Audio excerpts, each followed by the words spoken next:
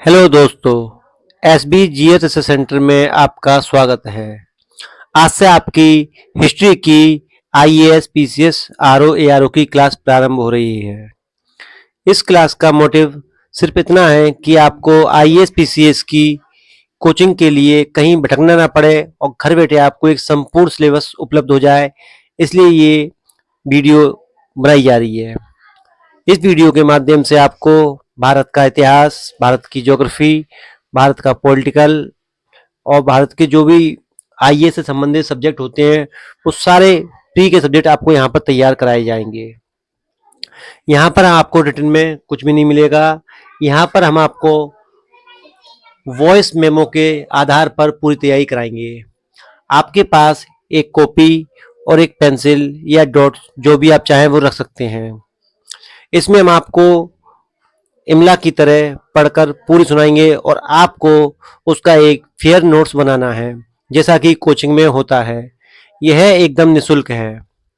अगर आप मन लगा के पढ़ते हैं तो मेरा यकीन है कि आपका I A S P C S R O A R O का प्री का एग्जाम निकल जाएगा। आज से हम प्रारंभ कर रहे हैं मध्यकालीन भारत। मध्यकालीन भारत का जो स्टार्ट होता है, प्रारंभ होता है मध्यकालीन भारत, वो आपका इस्लाम धर्म से स्टार्ट होता है। इस्लाम धर्म का कैसे प्रारंभ हुआ था, कैसे उदय हुआ था, ये कौन इसके संस्थापक थे और किस तरह से यहाँ से क्वेश्चन बन सकते हैं, वो सारी चीजें आपको बताई जाएंगी। डेली आपको 1 से 2 चैप्टर पढ़ाया जाएगा। अगर आपके मन में किसी भी प्रकार की शंका या शक हो तो आप कमेंट बॉक्स में जरूर बताएं।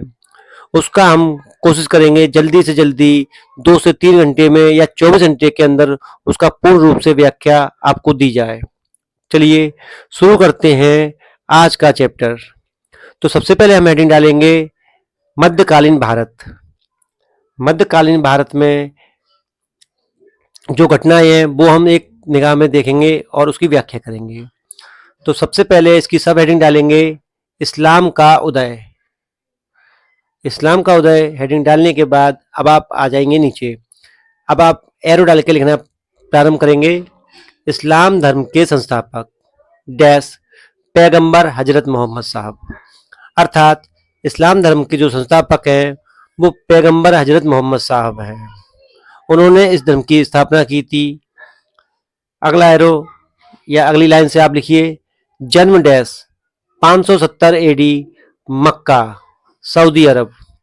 तो सऊदी अरब जो देश है उसमें एक जगह है मक्का। मक्का में मोहम्मद पैगंबर साहब का 570 एडी में जन्म हुआ था।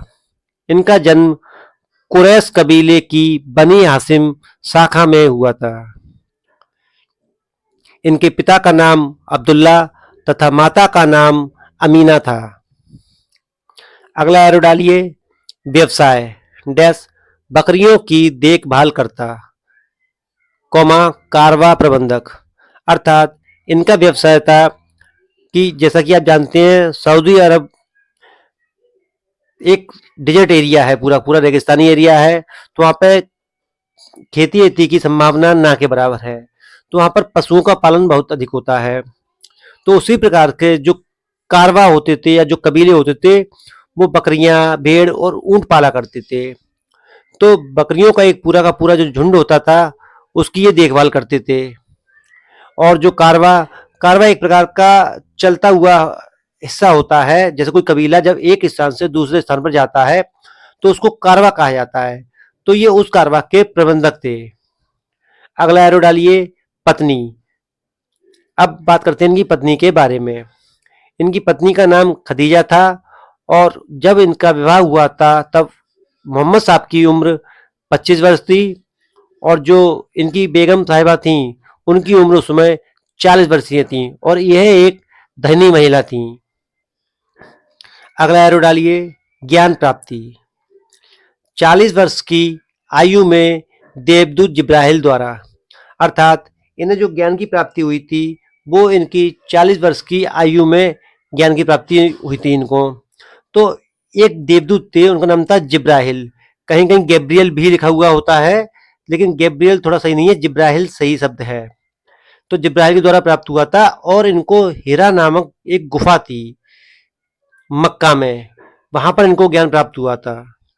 ठीक है, अगला देखते हैं, अगला एरो डालिए विचारधारा, अर्थात जो पैगंबर मोहम्मद साहब थे उनकी विचारधारा क्या थी। मूर्ति पूजा के ये कट्टर विरोधी थे, अर्थात ये कहते थे कि अल्लाह या ऊपर वाला या ईश्वर जो भी है वो एक है और उसने हमको बनाया है।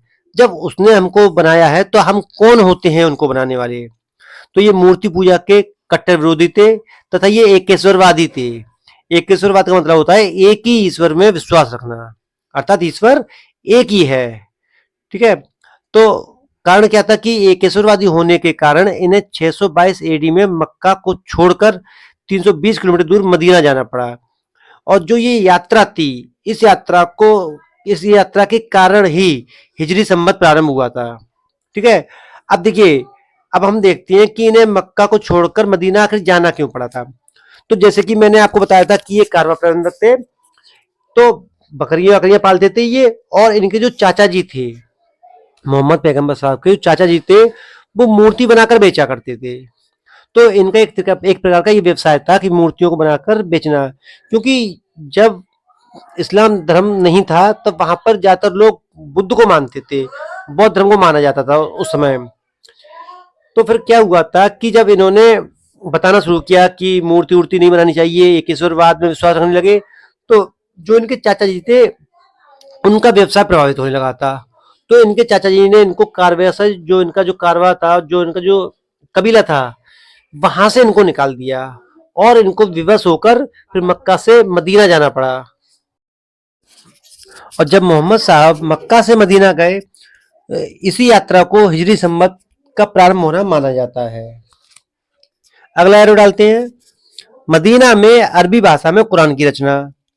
तो जब मक्का से ये मदीना में चले गए थे तो उन्होंने क्या किया कि अरबी भाषा में कुरान की रचना की, जिसमें इनकी शिक्षाएं हैं। इन्होंने 5 प्रमुख कर्तव्य बताए हैं जो हर सच्चे मुसलमान को करने चाहिए। नंबर 1 है कलमा का पाठ करना। नंबर 2 हज यात्रा करना। नंबर 3 अपनी आय का 1/40वां भाग या 2.5% जकात के रूप में दान देना। प्रतिदिन 5 बार नमाज पढ़ना। और अंतिम 5वां है रमजान के महीने में रोजे रखना। तो ये 5 प्रमुख कर्तव्य बताए गए थे मोहम्मद साहब के द्वारा एक सच्चे मुसलमान के लिए। मोहम्मद पैगंबर साहब प्रथम मुस्लिम शासक थे और इनका जो राज्य था वो मदीना में था। शासन का आधार कुरान थी और इनके अनुसार जो मिल्लत होता है वो सुन्नी भ्रातृत्व भावना होती है। अगला डाल देखेंगे, कुरैशों से हुए 3 युद्धों, जैसे number 1 Bhadra, number 2 उहुद, number 3 ditch में जीतकर कुरैश कबीले के शासक बने। यानी फाइनली ये 3 युद्धों को जीतकर जो कुरैश कबीला था उसके शासक बन गए ये। ठीक है, और इनका जो इस्लाम धर्म, जैसे कुछ लोग पूछते हैं कि सर इस्लाम धर्म का उदय कब हुआ था, तो मैं आपको बताना चाहूंगा जो इस्लाम धर्म का उदय है इसकी कोई एक परफेक्ट डेट नहीं है। जब इन्होंने इस्लाम धर्म को फैलाना प्रारंभ किया था लगभग 613 नहीं, सॉरी, ये 600 जैसे 570 में इनका जन्म हुआ था, तो 613 में इन्होंने धर्म का फैलाना आसपास मतलब शुरू कर दिया था इन्होंने। तो जो 613 से जो धीमे धीमे इन्होंने धर्म फैलाया है इसी को आधार बनाया था। लगभग 613 की डेट हम बता सकते हैं। 622 में ये यात्रा की थी इन्होंने और 632 एडी में इनकी मृत्यु हो गई थी। और इम्पोर्टेंट बात यह है कि इनका कोई भी उत्तराधिकारी नहीं था, इन्होंने उत्तराधिकारी बनाया नहीं था किसी को भी। और जो इनके अनुयायी थे उन्होंने ये कह दिया था कि हमारे पैगंबर साहब तो एक ही रहेंगे, हाँ इनके अंडर में मतलब जो इनके दाएं बाएं हाथ जिसको कहा जाता था वो खलीफा थे, उसका पद का सृजन हुआ। तो उस पद का सृजन हो गया था खलीफा का। तो आपको पता ही है जो खलीफा पद का सृजन हुआ था वो 1924 में फाइनली जो तुर्की में कमाल पाशा की सरकार थी उसने उस पद को फाइनली समाप्त कर दिया।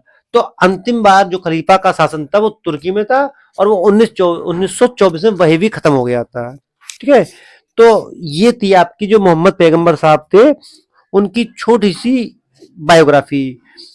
आईएएस पीसीएस में यहीं से क्वेश्चन बनते हैं, इससे ज्यादा क्वेश्चन नहीं बनाए जाते हैं। मेंस जब मैं आपको कराऊंगा इस चीज का, तब आपको मैं डिटेल में पूरी चीज बताऊंगा मैं आपको। अभी आज के लिए इतना ही, अगले वीडियो में फिर मिलते हैं। धन्यवाद।